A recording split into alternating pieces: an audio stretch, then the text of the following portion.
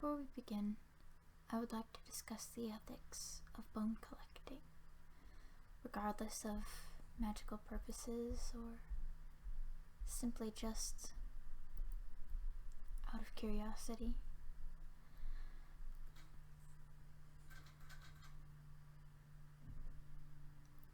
Bones should never be collected for the sole purpose of their use. There is a universal law in nature where one is only to kill whenever it is necessary for the continuation of your life, a life for a life, if you will.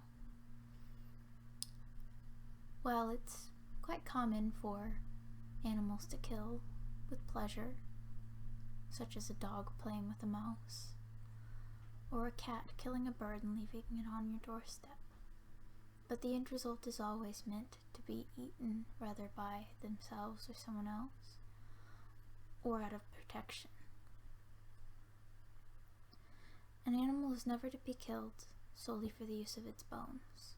To do so is to curse the person who takes part of this animal. The whole animal needs to be used and respected. If you were to kill for food, repurposing the bones, the pelts, and such would be to honor this animal by using all of its parts and making sure none of it goes to waste. And those that do, you return to the earth. You bless the earth with the remainders of this creature. Now, there are a few different uses that bones have.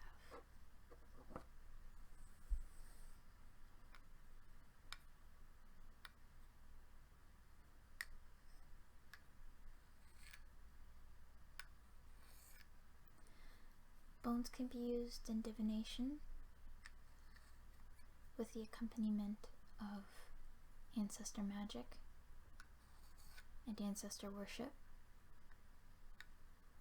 I don't believe you can practice bone magic and bone divination without the use of ancestor magic or ancestor worship, seeing as how these bones are used to communicate through the life of another. There is another use for bones in witchcraft and the occult, which is to use it in transformation or shapeshifting, if you will. This isn't a literal shapeshifting, but rather a mental one in which you take part in this animal. You use its bones, its essence, to sort of take part in its spirit and travel as you would as this animal. It's very important to note the laws of the bones in your country. For instance, where I live, most feathers and birds of really any part of the birds in general aren't legal. The bones that I have, of course, were gathered ethically, and they were either gifted to me, I found them, or they were bought. These bones here that I've just put out, these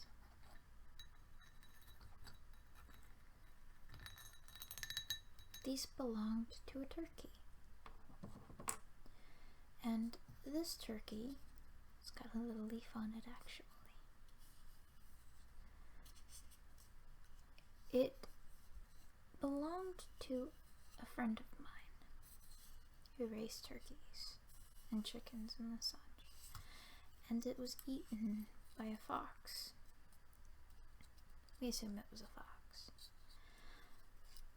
And so these bones were left out to bleach in the sun, and they were gifted to me.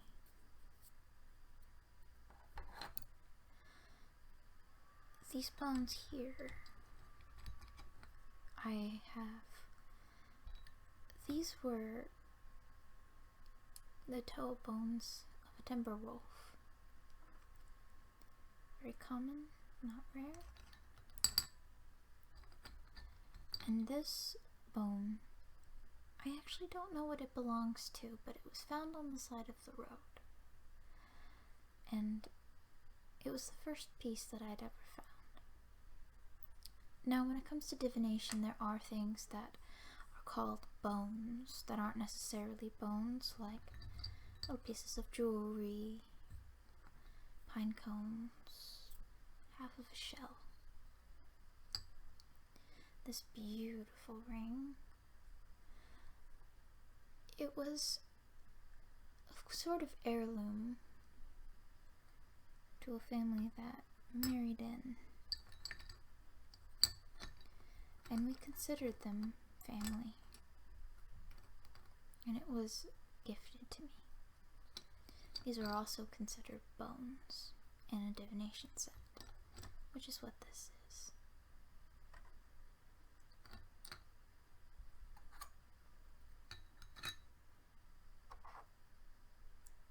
Now, the bones that you use for craft and the bones that you use for decoration are kept separate, and they are unique in the way that you treat them.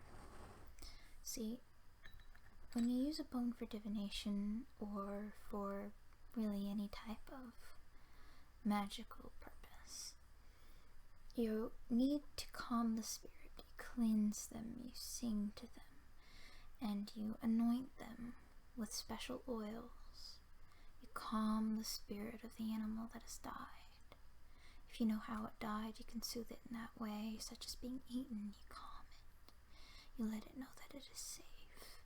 You let it know that it's free of harm, and you try and ease its pain in its passing. And sometimes things won't go according to plan, and the animal will be too angry, in which case you shouldn't use those bones, but rather allow the animal to rest or return it to the earth. Especially if bones have been acquired by nefarious means. They don't tend to like to be used. Now, you also have to feed your bones. You can do this by giving them oil or tobacco. And this basically just keeps your bones and the animal inside of them what's the word I'm looking for? Nourished. It's a very beautiful thing. I'll do another video on the casting of bones, but today I just wanted to talk a little bit about them. They're quite lovely. Bones can be bought from a butcher or found out in your yard, or bought online from ethical buyers, ethical sellers, things and the such. Always make sure to check your local laws. Some things are legal to have, some things aren't legal to have, some things are only legal under certain circumstances. Be safe and respect your animals.